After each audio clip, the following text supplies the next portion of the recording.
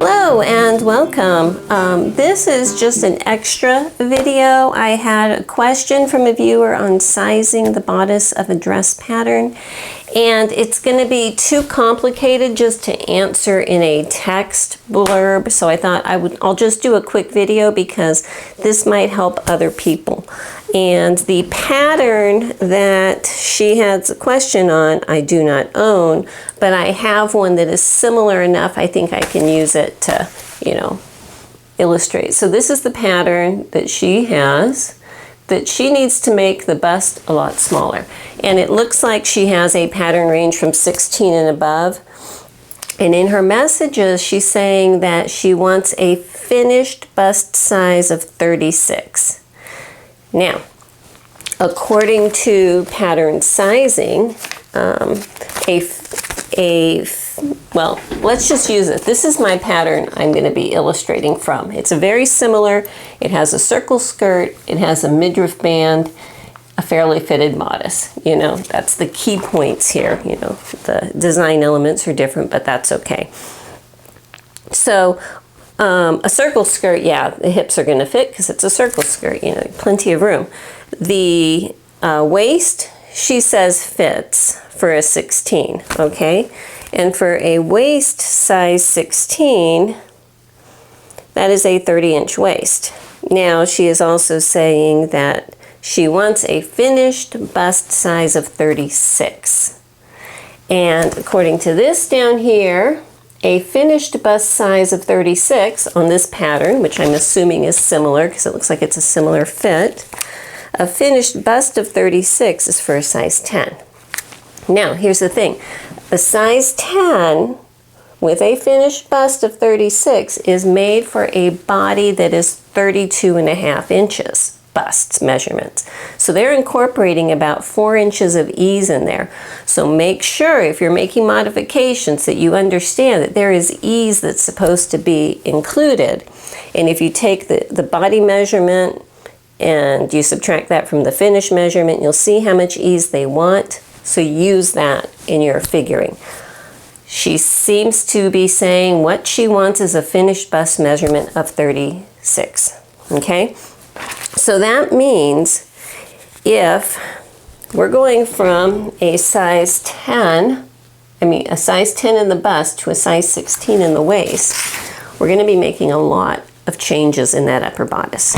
And I want to say one thing, if you need to do this, it is much, much better, in my opinion, to buy your pattern based on your upper body measurement. It's a lot easier to expand and contract the waist and the hip measurements than all of this. You got shoulders, you've got neck, you've got armholes, you've got bust, you've got a whole lot of dynamics going on up here. It's a lot easier just to blow out a waist and blow out a hip. But that's not the situation. You might have an out-of-date pattern where you can't go back and buy a different one or something. So I'm just going to give you a really quick rule of thumb to be able to shrink a pattern. Okay, let me tip the camera down. Okay, so I got my pattern out and I forgot that it's this really funky shape that might be distracting to some people. So I'm actually going to use, another switch, a front bodice piece from this dress, just because it's similar with a single dart right here, and it's a fairly standard bodice shape, okay? So understand on her pattern, her bodice piece is a lot shorter because this is taken up in a midriff piece.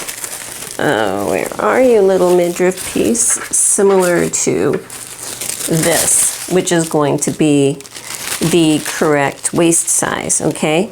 Now, my midriff piece is cut out at a size 16. So I'm going to keep this here handy because it's going to come in handy for what we're doing. This pattern is a size range from 22 to 14, okay? Which I love that size range. That's a very usable size range for me, but they make their cutoffs in different places.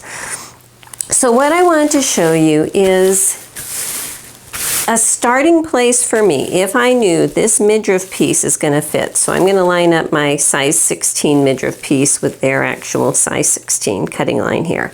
And this is a Simplicity, this is a Bucolic. At this point, I'm pretty sure that the pattern companies are using the same incremental sizing.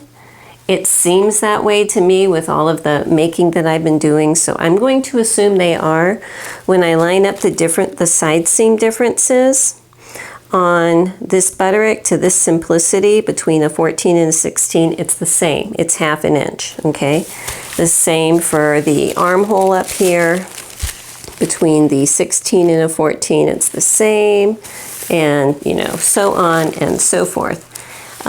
If I get the back piece, that would be the same. Now, if you're doing a pattern that, say, has princess seams or something else, you're going to have to compare it to a comparable style, because the more seams you have, the more seam allowances there's going to be to spread out the different sizing increments, okay?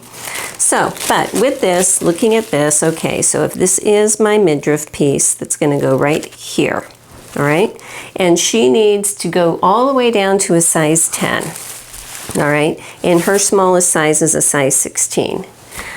Well, there's a couple things. First of all, if you have another pattern in your stash somewhere that has the sizing you want, that's a good key to start. So like this one, I have from 16 down to 8. And I can see that the side seams between 16 and 14 is a 1/2 inch, okay? Between 14 and 12 is 1/2 inch, but between 10 and 12 is 3/8, and then it goes down to a 1/4 inch, okay? So if you have something that's the right size range and it's the right number of seams, get that and it'll give you a good idea. So I can see the cutting line difference between a size 10 and a size 16. It looks like it is just under 1 3/8 inches, you know, right around 1 3/8 inches, okay? So instead of going, you know, so many lines, you can do that. You can just say, okay, well, here's my size 16. I'm going to put my ruler at 1 3/8 inches, and everywhere you see on your pattern where there's an incremental difference, okay, take a comparable style pattern with a similar number of seams, measure the difference, and put that difference in. So up here at the armhole, you can see, oh, they're very different sizing. But I can still measure the top, okay, from the size 16 cut line here to the size 10 that I need, and see that is just under 3/4 of an inch. So I'll be able to, on my pattern, reduce it by that much. And the same thing here. The armholes get a little bit trickier. What I would do is make a mark up here. You know, when you draw a line straight across here first, do this one straight down here. The armhole, find the widest point. Find the point where they are spaced the widest apart, which is, you know, right around-ish here.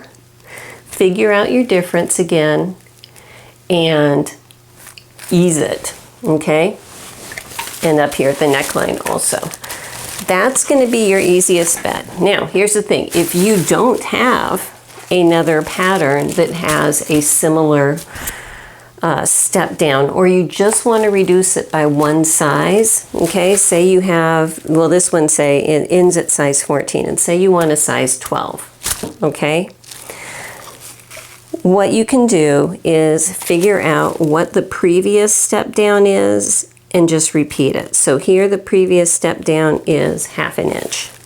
Move your ruler in 1/2 inch and draw it. And you're going to have to do this to every single piece on that bodice, okay?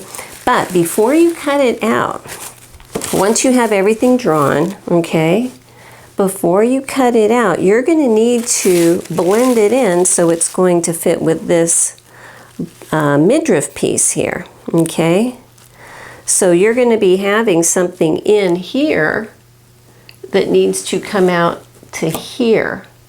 And so that's what I'm saying. It sounds like this is a body that's a smaller stature body based on up here, but that has a larger belly and hips is what it sounds like, you know, for the stature size. So you're basically taking out the difference between the bust and the waist, because it sounds like, you know, just from what I understand, that the waist is about the same size as the bust, okay? So one other thing you can do is change this. So say that you don't want to have your pattern, you know, do this abrupt angle that way, okay? And this is something you'll have to play with each individual make. What I would say is adjust this little dart line. Keep an eye on where the top is, mark where your top is, and you're definitely going to need to make a little mock-up of this, you know, because this is all troubleshooting here. But you will probably either make this dart a whole lot smaller or omit it, you know. So say this dart at this point here is a 1 1/4 inch dart, all right? And if this angle that you're going to have to be cutting is going to look like that and look really, you know, out of whack, instead of adding that 1 1/4 out here, you might be able to keep it straight and just omit that dart, okay? So, you know, those are the kinds of things that I would look at. Whatever you do on the front, make sure you do it on the back when you're changing sizes. So just like you're messing with the bodice side seams and up here, make sure you do the same thing to the back bodice piece, and make sure that you'll be able to work it into your back midriff piece. And I know this is really confusing, but that is just an in general principle that I have for sizing, and I hope that it's helpful. I know you'll have comments, just throw them in the comments below, and I will see you next time. Bye-bye.